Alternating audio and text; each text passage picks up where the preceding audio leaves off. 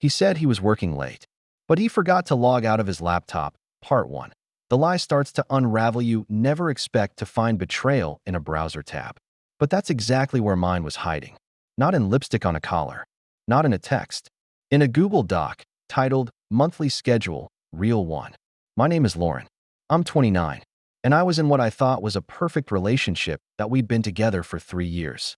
Lived together for 2. His name was Matt. He was 32, tall, charming, professional. Worked in finance, always sharp, always polite. The kind of man who remembered birthdays, held doors open, and made the best coffee. That we weren't married yet, but we were headed there. We had even talked about kids, names, schools. He once said he wanted our daughter to have my eyes. God, that line used to melt me. He often worked late. That's how it began. At first, once or twice a week. Then more. Then almost every night that he'd come home around 11 or midnight, exhausted, but not distant. He'd still kiss me, still ask about my day, still make me tea when I had cramps. That I trusted him completely. Point 1. Thursday night. I came home early from work. It was raining, and I just felt tired. Wanted to curl up, watch something dumb, and nap. Matt was at the office, supposedly, but his laptop was on the kitchen table, open. Strange. He never left it on. He was almost paranoid about privacy. That I didn't mean to snoop. I genuinely didn't, but the screen was still on. And what caught my eye was the tab. Calendar. Personal. Do not open. Look. I know. Red flag. But I wasn't suspicious. Just curious. I clicked it. Opened a Google Calendar with events labeled. In code. Meeting. R. Dinner. E. Outreach. Hotel. L. Training. DN. At first, I thought, work stuff? Clients. Then I saw the recurring event every Friday. Overnight. Bella, my chest went cold. I clicked. It had location info. It wasn't work. It was a residential address. I Googled it. It was a condo. Downtown. Nothing business related. And that Bella, who was she? I opened another tab in his bookmarks. It was a folder named Finance Docs, but inside were 3 PDFs titled Bella, Lease Agreement, Bella, Budget, Bella Gifts. Why did he? I opened the last one. It was a spreadsheet. Dates. Items. Costs. Notes. January 12th. Necklace. $480. She cried. February 14th. Hotel weekend. $920. Said she's never been treated like this. March 8th. Shoes. $350. Red ones she loved from that Admar. 22. Plan B. $45. Blank note. I stopped breathing. This wasn't some random woman. This was a full-blown relationship. I felt my knees go weak. I actually dropped onto the kitchen chair. 3 years. And he was living a second life. Planning, organizing, gifting. I didn't know what to do. So I just sat there, staring at the screen for 23 minutes. Then I took pictures of everything with my phone. Calendar. PDFs. The bookmarks. I closed it all.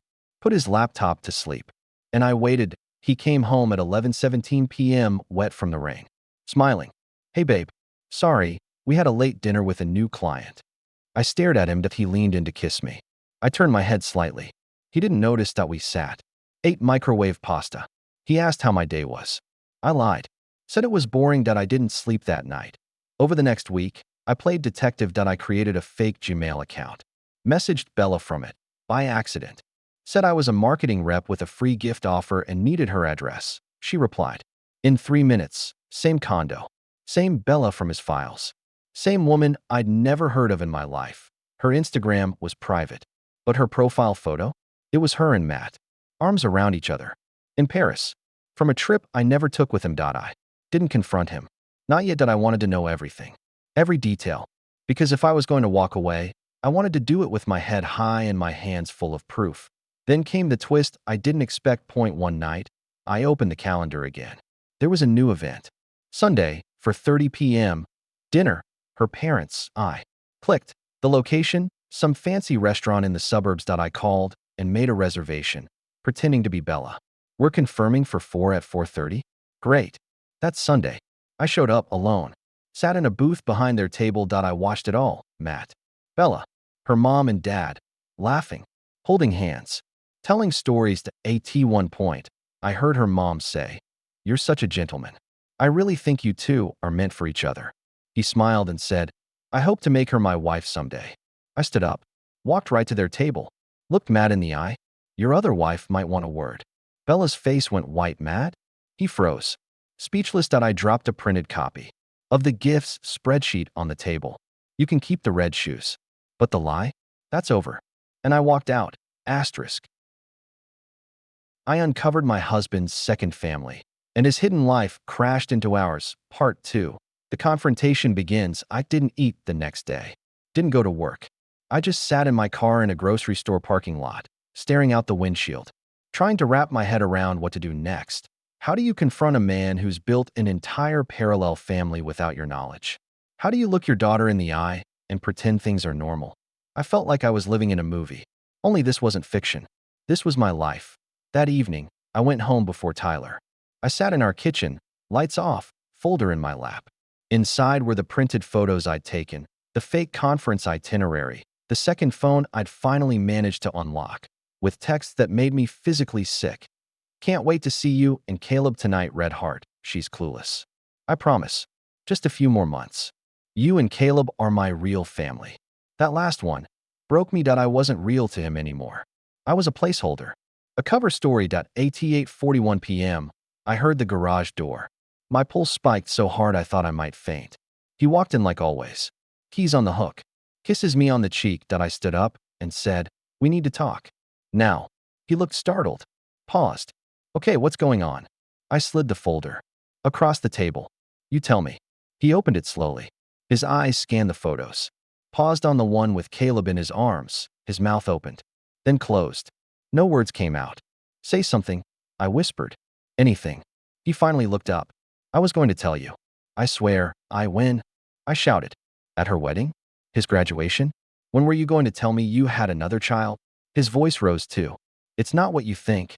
It's exactly what I think, Tyler. You lied. To me. To Emily. For years." He sat down, head in his hands. "It started as a mistake. I met Rachel at a real estate event. I was lonely. You and I were in a rough patch. I didn't mean for it to happen. You didn't mean to have a whole second family?" He didn't answer. I walked out. Slept in Emily's room that night, curled up next to her like I was the child that he slept on the couch. The next morning, I called a lawyer. Over the next few days, my world split open. I began building a case. Quietly, strategically. I met with a divorce attorney named Paige, a pit bull in heels. She was calm, efficient, smart. Told me exactly what to do. Don't confront Rachel yet. Don't involve Emily. Gather everything. Income records, house deeds, phone logs, financial accounts. If he's hiding assets, we'll find them. I became two people. To Emily, I was still mommy. I still made pancakes. Still read bedtime stories. To Tyler, I was working through things. Calm, cold, but not dangerous. He had no idea what I was planning. But behind the scenes, Paige and I were digging. We found it all. Two joint bank accounts. A life insurance policy listing Rachel as spouse. And get this, he'd put the Colorado Springs house in Rachel's name. I was livid. Meanwhile, Rachel still had no idea who I was. Still posting family photos. Captions like, "So blessed, 2 hearts, #myboys, #grateful. One night, I couldn't take it. I created a fake Facebook profile. Messaged her, "Hi Rachel. Do you know where your husband really goes every weekend?" She responded an hour later. "Excuse me? Who is this?" I didn't answer. Just sent her a photo. Me, Tyler, and Emily at a 4th of July barbecue. He had his arms around us. Big smile. Read at 1:03 a.m. No reply. The next day, Tyler came home, looking like a ghost. "Did you talk to her?" "No. But she messaged me." "What did you say?" "Nothing. Just gave her the truth. Something you never did." He looked panicked. "She's furious. She took Caleb and left. I don't even know where they are." I felt nothing. No pity. No relief. Just cold, hard certainty that he brought this on himself. That night, he begged me to reconsider. Said he'd go to therapy. Said he'd cut off Rachel. Said we could be a family again. But it was too late. The man I loved didn't exist anymore. That he buried him. The moment he held someone else's child in his arms and called it his real family. 2 weeks later, I filed for divorce. My lawyer moved fast. We froze the accounts, put a lien on the house, subpoenaed all his financial records, and Rachel, she called me, voice shaking. I didn't know Melissa. I swear. He told me you were dead. I stopped breathing. Dead. He said his wife had died in a car crash years ago. That Emily was being raised by his cousins in Oregon. He said he was starting over. I had no idea. I believed her because the pain in her voice mirrored mine. We met in person a week later. Sat across from each other in a quiet cafe. Two women. Same man. Same betrayal. She cried. I cried. We shared everything. And what we uncovered next was even worse. Asterisk. Part 3. The fall and the fight back. 2 months after the cafe meeting with Rachel, everything changed. We weren't just victims anymore. We were allies, sisters in betrayal. And we had a common goal: make sure Tyler faced consequences for what he did to both of us. Rachel had already moved out of the house in Colorado Springs. She and Caleb were staying with her sister. She didn't want child support or revenge. She wanted the truth out. That's where it began. Rachel sent me dozens of emails, receipts, messages, things I hadn't seen, vacations during my sick days, expensive gifts paid from our joint account, lies told in both directions. He was spinning two lives with such precision. I almost admired the twisted efficiency of it. Almost an MY lawyer compiled everything into a timeline. The judge, bless her patience, reviewed it all. On the day of the hearing, Tyler arrived with a new attorney and a weak smile that I didn't look at him. Rachel sat beside me. We didn't speak to him. Not once. The court heard every detail: the bigamy-level deceit, the lies in legal documents, the misuse of joint assets, the fraudulent tax filings. Yes, even the IRS got involved. At one point, his attorney tried to argue Tyler was emotionally overwhelmed and had compartmentalized his grief from a strained marriage. The judge raised one eyebrow and asked, "Was the child conceived during this grief?" Silence. We won everything. I kept the house.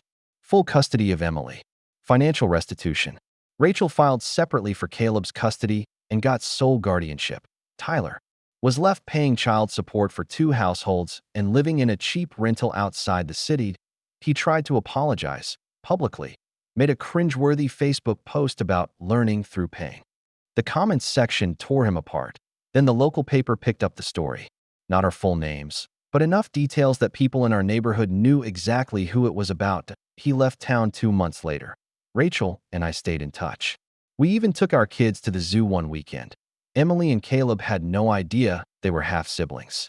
Maybe someday they'll know. Maybe. As for me, I went back to teaching. I started journaling, then blogging. My posts went viral. Turns out, a lot of women have been lied to. And a lot of them were waiting for someone to say, "You're not crazy. He's just that good at lying." One of my blog posts was titled, "He wasn't a husband.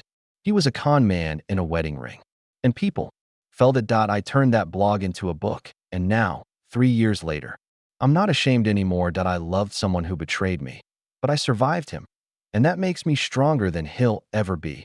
Moral of the story: trust your instincts. Don't second-guess the gut feeling that says something's off. And if someone tries to make you feel crazy for asking questions, that's usually because they're hiding the answers. You deserve truth. You deserve peace. You deserve better, always.